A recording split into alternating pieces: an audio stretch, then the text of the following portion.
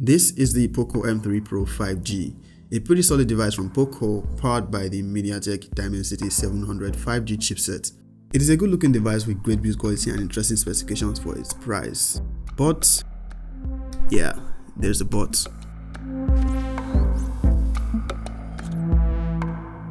What up guys, Izzy here, welcome to the channel. Shout out to the guys at Banggood for sending this one over. Poco does not officially retail in Nigeria, but Banggood was kind enough to send me a unit for review. If you want one, you can easily pick it up at banggood.com. They ship globally, including to Nigeria. They are currently having their 15th anniversary sale, and it is ending in a few days, so you might want to take advantage of that and get good discount. I will add links in the description, and you can use this promo code to get a good deal. So I've actually spent at least 2 weeks with the Poco M3 Pro, and I'll say it's a pretty good device for the most part. However, I have some reservations, but we'll get into that later. Definitely you are not here to see an unboxing since it's a 3-month-old device, but these are the accessories that come with it. Nothing really new, its charger is 18 watts and charges the device via USB-C. It also comes with a pre-installed screen protector and a TPU case. This is the cool blue color. It also comes in black and yellow. The Poco M3 Pro is built with Gorilla Glass 3 protection on the display and plastic on the rear. The rear design does look and feel a lot like glass. It is a beautiful design with a glossy finish. It has the Poco branding boldly in a black panel just below the camera bump. The Poco M3 Pro does not have stereo speakers, which might be to the disappointment of some, but for its price there are not that many devices with stereo speakers. Its bottom firing mono speaker has decent quality and it is loud enough. The headphone jack on the Poco M3 Pro is placed on the top frame of the device. This is actually my preferred position as I would not have to put my phone upside down in my pocket when I have earphones connected. And speaking of earphones, typically of Poco, you don't get that in the box. It has a dual hybrid SIM card slot. You can either use dual SIM cards with no SD card or a single SIM card and a micro SD card. The choice is yours. I don't have 5G here, so I cannot test that. The fingerprint scanner on the Poco M3 Pro is placed on the power button. It is responsive and accurate, but sometimes there's a slight delay when unlocking the device. It can be ignored. The specs on the Poco M3 Pro reminds me of a device that was released earlier this year, specifically the Redmi Note 10 5G. It has practically the same specifications, but a different design. The Poco M3 Pro sports the Mediatek Dimensity 700 chipset, which supports 5G. This is one of the most affordable smartphones with 5G connectivity. It comes in 2 memory options, 4 gigs of RAM and 64 gigs of storage, and 6 gigs of RAM, 128 gigs of storage. This is the 4 gig variant. It has a 48 megapixel triple rear camera setup and an 8 megapixel selfie camera, which you might find a bit unimpressive, but we'll get into that later.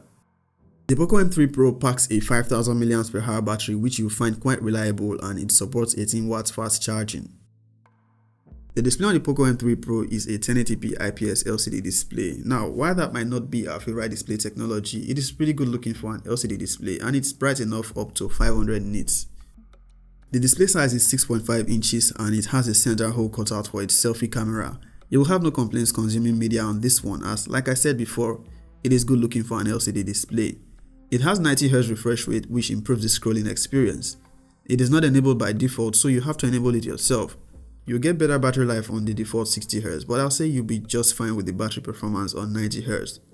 Like most Poco and Xiaomi devices, the M3 Pro has the signature IR blaster, a handy addition for when you need to control your electronic devices and you do not have your remote control nearby.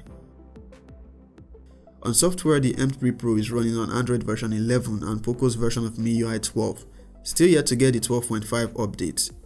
You will get bloatware apps as is common with MIUI on this end of devices and also some ads, but nothing too aggressive. What I find annoying though is the Poco Launcher on the M3 Pro. Now you know how when you purchase a new device and you want to set it up, normally you go through the process of uninstalling all your bloatware applications. Typically you long press on the app you want to uninstall and you get the uninstall option. But with the Poco M3 Pro you don't get the uninstall option right away. It adds an extra step. You actually have to click on app info before you get the option to uninstall. Now, having to do this for every bloatware app I had to uninstall was quite annoying, but that's not a big issue, so you can ignore me. While the Dimensity 700 seems like a powerful chipset, the Poco M3 Pro is not the best when it comes to gaming. As a matter of fact, it struggles at gaming if you have to do high graphics titles. Asphalt 9 for some reason always crashed after a few minutes of gameplay. I don't know if this is a problem with the app or the device itself, because I've had Asphalt run well on lesser devices. The Poco M3 Pro has no heating issues while gaming for long sessions, but it still struggles to perform smoothly regardless of its 90Hz refresh rate. I played Call of Duty Mobile here and it worked fine, no crashes, but there were noticeable skips and lags, especially when playing Battle Royale. You only get max medium settings and high frame rate for graphics settings on Call of Duty Mobile. So if you're a gamer, this might do okay, but you might want to consider the Redmi Note 10s, which is a closely priced device and has a more efficient gaming processor. That is if 5G means nothing to you though. I've had no issues with the battery life on the Poco M3 Pro. I get at least a day of use on a full charge, even on 90Hz refresh rate. I've also had no heating issues. The triple rear cameras on the Poco M3 Pro comprises of a 48 megapixel main camera, 2 megapixel macro and 2 megapixel depth sensor. The rear camera does great with photos, it takes color accurate photos with good dynamic range. There is no ultra wide camera, so you don't get to take ultra wide shots. Its 2 megapixel macro camera gets the job done, nothing special but it's okay.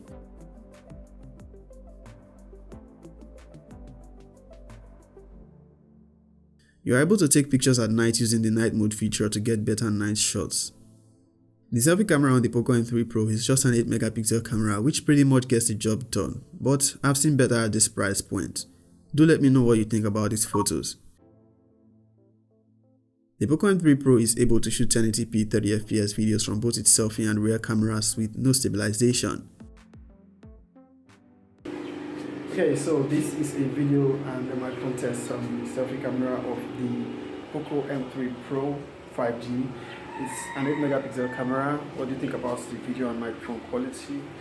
It's currently shooting at 1080p 30fps. That's the maximum you can do from both the selfie and the rear cameras. Let me know. Peace out. The Poco M3 Pro is a solid device, affordable and decent overall performance, though it is not the best for heavy gaming. It is a lot similar in specifications to the Redmi Note 10 5G and is a good option if you need a 5G device on a budget. Using it this past few weeks, my only dissatisfaction is with its gaming performance and its selfie cameras, which I'll say is still fairly good enough and gets the job done. Shout out once again to the guys at Banggood for sending this one over. They are a global online shop that sells different categories of products. Do not forget to take advantage of their 15th anniversary sale using the link in the description and my promo code. If you found this video helpful, I'll appreciate if you give it a thumbs up and also consider subscribing to the channel. To the next one, peace out.